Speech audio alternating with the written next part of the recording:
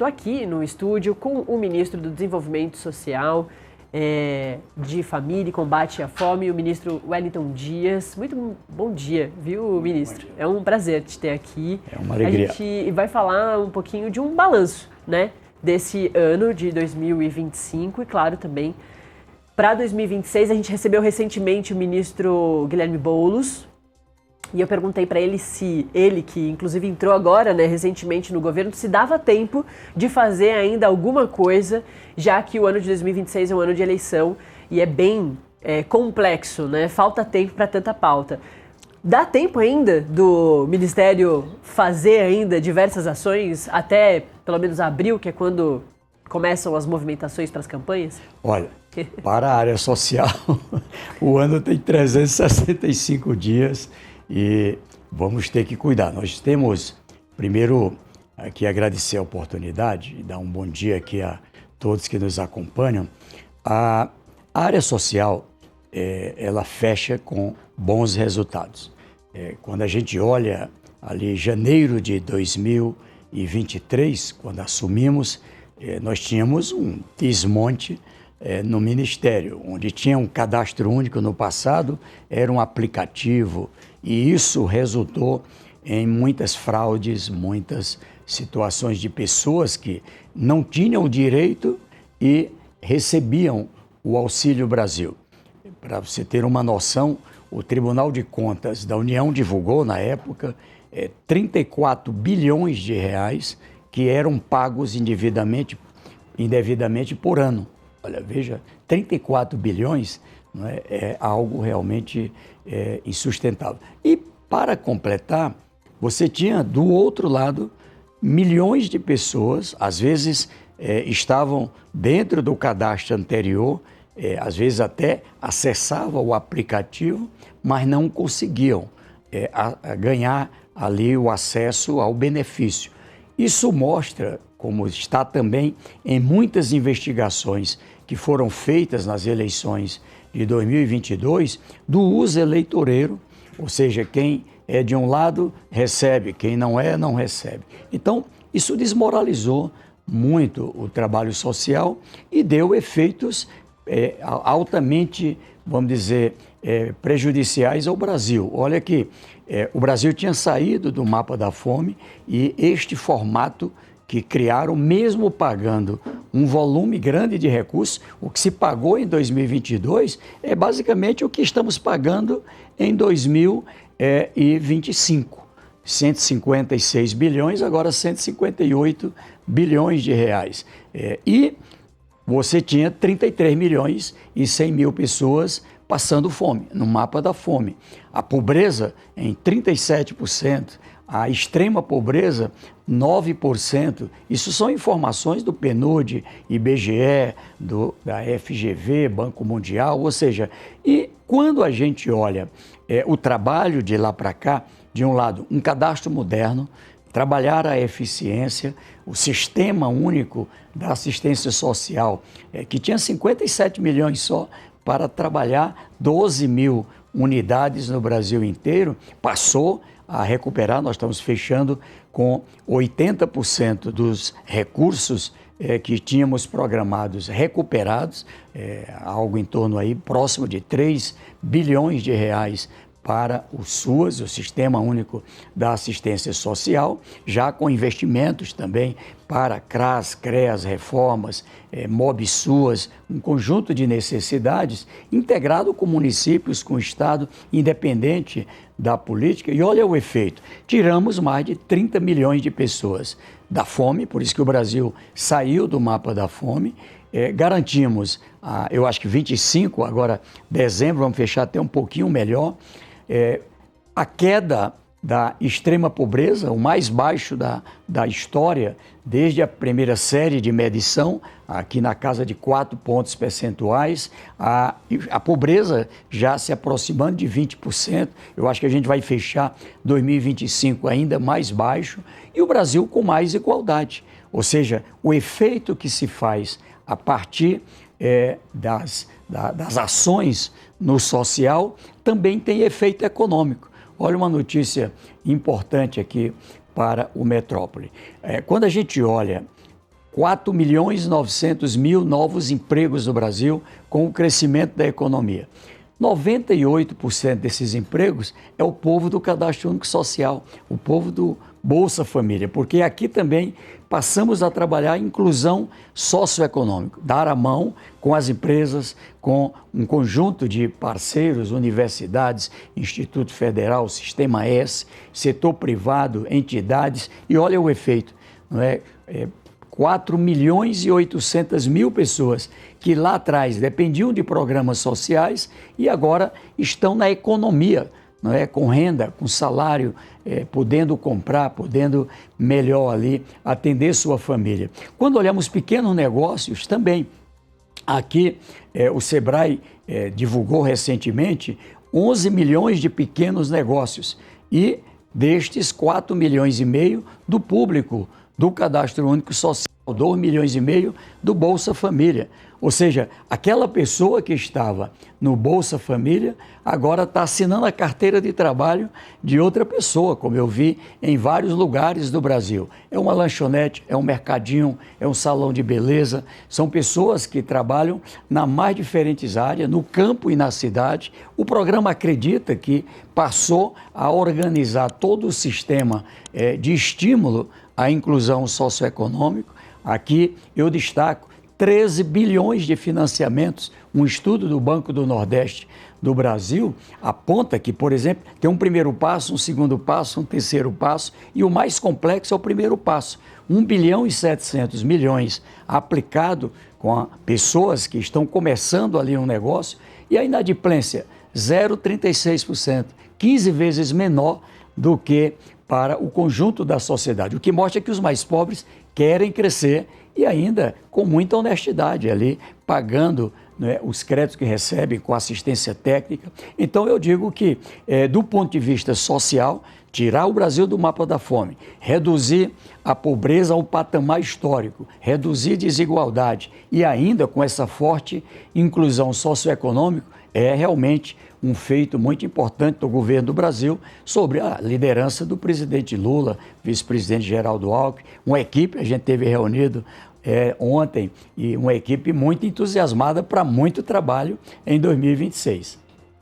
Ministro, antes mesmo da gente fortalecer os efeitos, né, de, por exemplo, Bolsa Família bem estruturado, que acho que é sempre muito importante da gente falar, porque muita gente, às vezes, não liga, né, o que é o Bolsa Família para exatamente o efeito que causa, né, para emprego, para economia brasileira. Mas antes mesmo da gente voltar para os efeitos, eu queria perguntar ao senhor, assim que o terceiro governo Lula começa, o senhor assume o Ministério do Desenvolvimento Social, se teve, como foi, né, essa passagem de governo? Mudanças foram feitas no Bolsa Família lá no governo Bolsonaro e agora no terceiro governo Lula outras mudanças tiveram que ser feitas. Queria que o senhor falasse um pouquinho sobre isso, assim, como o senhor pegou o Bolsa Família e se teve um trabalho grande ali para retomar ideias antigas que eram boas e que foram modificadas. Como foi esse trabalho de movimentação e retomada do Bolsa Família?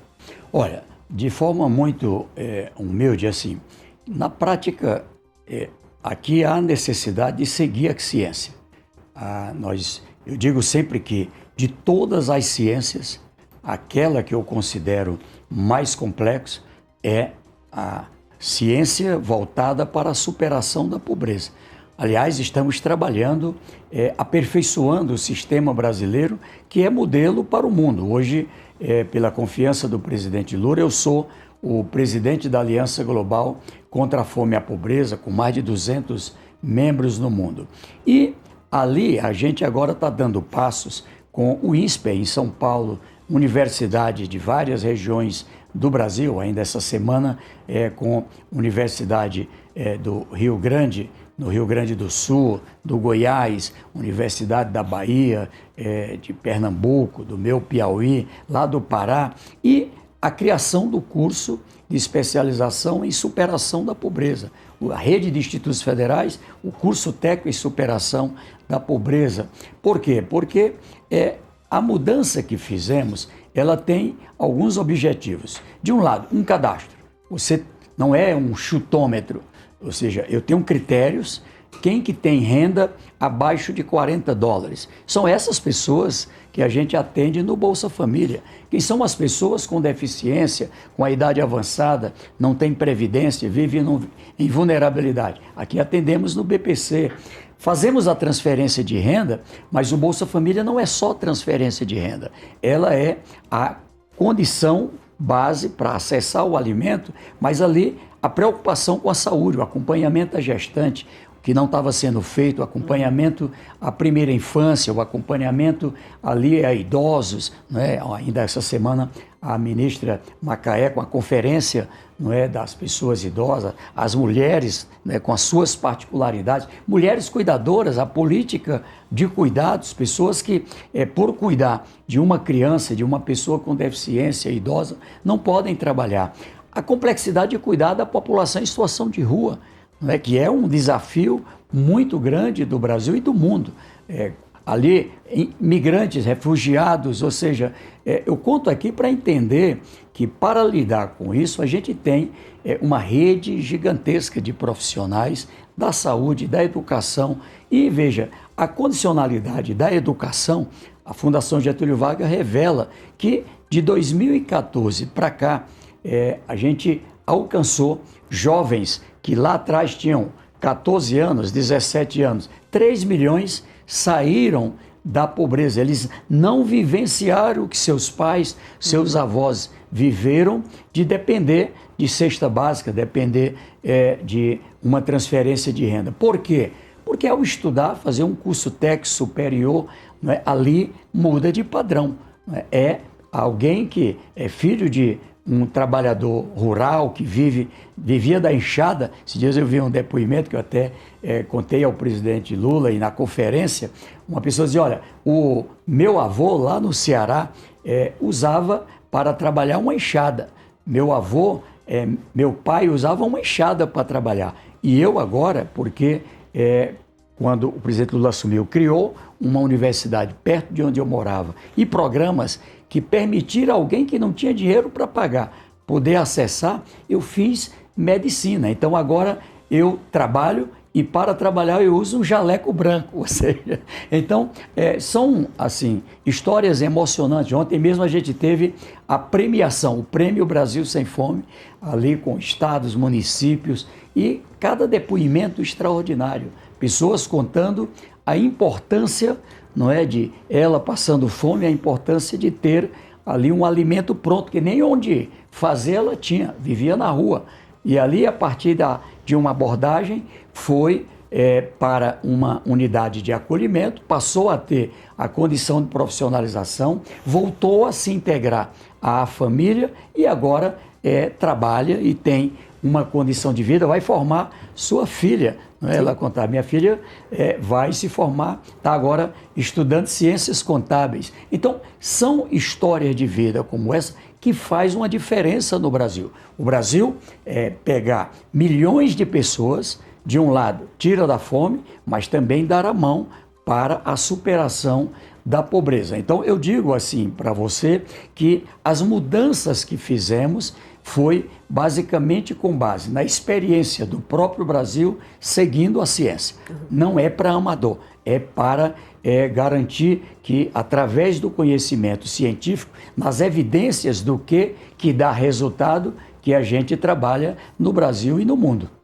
Além desses marcos que o senhor já trouxe, teve um novo benefício que foi colocado, que foi o Gás do Povo. Queria que o senhor relembrasse um pouquinho o que foi o Gás do Povo e a importância dele também. Olha, o Gás do Povo, para quem já tem um padrão de vida melhor, é irrelevante. É uma despesa a mais dentre tantas que tem. O Gás do Povo, para alguém que depende do Bolsa Família ou que está trabalhando, ganha um salário mínimo, é mais ou menos 10% do salário que recebe líquido. Ou seja, é um peso muito grande. E muita gente, por falta desse dinheiro, queima papelão, queima lenha, que queima árvores, na verdade, isso gera uma condição de acidente. Eu vivi numa casa que trabalhava com lenha, peguei uma rinite, ainda hoje não consegui me tratar dessa rinite. E assim, as crianças e as pessoas mais idosas sofrem e têm riscos. Então, o presidente Lula, e aqui eu destaco o trabalho da dona Janja Lula da Silva, ela tem essa preocupação de garantir uma transição limpa, energética. O Brasil, grande produtor de gás, muitas vezes, lembra naquela chaminé lá nas plataformas de petróleo, queima o gás excedente, porque não tem como comercializar no todo, e agora a gente usando. Serão mais entre 15 e 17 milhões de brasileiros que serão atendidos, agora recebendo o gás. Qual é a lógica aqui científica? Ora, o presidente do Brasil, por tudo que ele viveu na sua experiência de vida, ele sabe que a pobreza não é só comida e não é só dinheiro. A pobreza tem que ser olhada em todas as suas dimensões. Quando eu transfiro, por exemplo, eu fui visitar uma família na Bahia, e ali aquela família recebia R$ 1.100 do programa do Bolsa Família, uma família grande, cerca de 8 pessoas, 7 pessoas, e quando essa família recebia esse valor, ela tinha um impacto na casa, não só com o gás, com a farmácia, né, com as pessoas que tinham ali o uso de medicamento de uso contínuo, né, para pressão alta, para diabetes, aquilo dava um impacto de mais de R$ 1.300 só de medicamento. Aí a farmácia popular. Mora de aluguel. Aqui o Minha Casa Minha Vida, ou seja, são 48 programas que trabalhamos, regularização fundiária, pé de meia, o tarifa social de energia, que impacta. A gente olha o lado da renda, mas olha o lado da despesa desta família. E quando de forma completa a gente dá ali a condição, ela vai sim para o trabalho. Ela vai para o trabalho, ela sai da pobreza. É o Brasil que sai da pobreza quando cada família vai saindo da pobreza. Por isso o Brasil, agora o índice Gini, eu acho que vai fechar esse ano já na casa de 0,4. É a primeira vez na história. Fechamos em 0,504 em 2024 e uma queda, foi a maior queda, 23, 24, de toda a série histórica, medido pelo IBGE, PNUD, e com certeza isso significa um país melhor também, um país melhor. Nós nos orgulhamos, eu moro no Brasil, que é a 10ª maior potência econômica do mundo, o 4º maior produtor de alimento. Meu Deus, e tanta gente passando fome, e tanta gente na pobreza, então a gente tem orgulho e deseja, não é, o que outro país já alcançou. Isso não vai acontecer se não tivermos, como os outros alcançaram, um país com mais igualdade. Então, quando a gente tira 14 milhões de pessoas da pobreza, acho que vamos chegar a 20 milhões esse ano, mais de 2 milhões de famílias que estavam no cadastro único, estão no cadastro único do Bolsa Família, agora saindo da pobreza. E quando sai da pobreza, não sai do cadastro. Se lá na frente perder o emprego, não volta para a pobreza, não volta para a fome, volta para o Bolsa Família. Esses marcos chamam a atenção internacional, né? A gente queria destacar também que o Brasil teve a coordenação da primeira reunião de líderes da Aliança Global contra a Fome e a Pobreza, tem mais de 200 membros. Acho que para a gente encerrar, acho que é importante a gente falar isso, assim, do quanto o Brasil chama a atenção internacional e pode virar até exemplo, né? O que acontece com o Brasil, infelizmente, não é só o Brasil. Aqui a gente acompanha mais a guerra na Ucrânia contra a Rússia, a guerra ali da Palestina, a faixa de Gaza, em relação ao governo de Israel. Agora, são 39 guerras no mundo nesse instante. Na Aliança, a gente organizou a América Latina e o Caribe, a sede é em Brasília, da Aliança Global contra a Fome e a Pobreza. Eu estou como co-presidente, junto com a Espanha, a ministra Eva, da Espanha, da área social. São mais de 200 membros, estamos chegando a 210 membros no final deste ano. Agora a presença da academia, do setor empresarial, de entidades da sociedade civil, além dos países, organismos vinculados à ONU, FAO, Unicef, enfim. E tem a União Africana, a Ásia, a Liga Árabe, a União Europeia, a América do Norte. E olha só, a partir dessa inspiração do Brasil nessa liderança, o mundo vinha desde 2015, ano a ano, ali a gente aprovou os Objetivos do Desenvolvimento Sustentável 2030 e estava crescendo, fome e pobreza. Pela primeira vez a gente estabilizou o crescimento da pobreza e tivemos uma queda em relação à fome, com a redução de 62 milhões de pessoas no mundo. E aqui dentro, o Brasil é um dos países que mais contribuiu, por isso que o Brasil se destaca. Naquela época, com 24,4 milhões de pessoas saindo da fome. Agora já alcançamos mais de 30 milhões. Então, quando o mundo inteiro trabalha com a ciência, com evidências do que dá certo, numa cesta de propostas já experimentadas, atestadas como eficientes, ela dá resultado. Ela dá resultado. Ontem a gente teve aqui o governador Elmano, do Ceará, ele contando do Ceará Sem Fome dentro desse programa.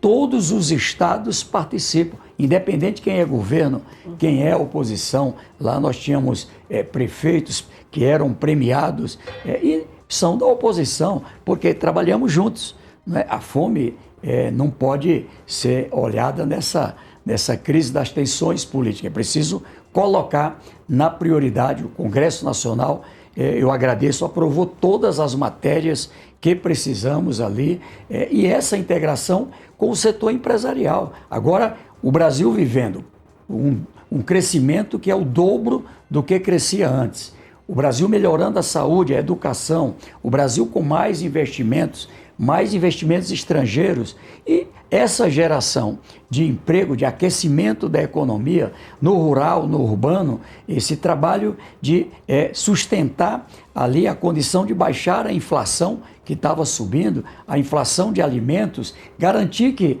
a gente tenha com isso a cesta básica de alimento num preço adequado, é bom para todo mundo. E agora eu acho que 2026 entra em vigor essa regra do imposto zero para quem ganha até 5 mil. Estou falando de pessoas que ganham até 60 mil reais por ano no campo, na cidade, pagando zero de imposto de renda. O cashback, que foi aprovado na reforma tributária, eu estou vibrando, comemorando a aprovação, porque vai permitir a devolução dos impostos indiretos. Tem um imposto de renda, mas as pessoas pagam o ICMS, pagam um conjunto de outros tributos, e agora esses que são do cadastro único vão receber uma devolução, né, também pagando bem menos ou nada de impostos. Então, esse caminho que o Brasil escolheu, eu digo que ano a ano a gente vai, de um lado, ser um país verdadeiramente que cuida das suas pessoas no combate à fome, reduz a pobreza, cresce. Eu acho que a gente já vai fechar esse ano com mais de 2,5% no PIB, e isso vai nos colocar num novo patamar, tanto como potência econômica, como no Índice de Desenvolvimento Humano, o IDH. Já crescemos 5 posições, vamos crescer mais ainda. Maravilha, a gente ouviu, portanto, os balanços aí do Ministério do Desenvolvimento Social, combate à fome, assistência social, diretamente das palavras aí do ministro Wellington Dias. Ministro, muito bom dia, muito obrigada, viu? Olha, eu que agradeço. A gente também está nessa luta do combate a qualquer forma de violência. Estou aqui dizendo para todos os homens do Brasil, a causa do combate à violência contra as mulheres não é só das mulheres. Nós, os homens, temos que assumir com toda a força. No programa Acredita, só esse dado, 67%, 68% são as mulheres. As mulheres querem empreender, os jovens. Então, é esse caminho seguro que a gente vai. Se Deus quiser, um ano novo maravilhoso. Um Feliz Natal, um feliz ano novo e com ótimas notícias para o povo brasileiro. Maravilha, é isso, né? Com trabalho, inclusive, que muitas mulheres conseguem romper com esses ambientes violentos, né? Que muitas vezes as prendem por causa da falta ali da independência financeira. Obrigada, viu, ministro? Valeu. E como o ministro comentou, nessa quarta-feira,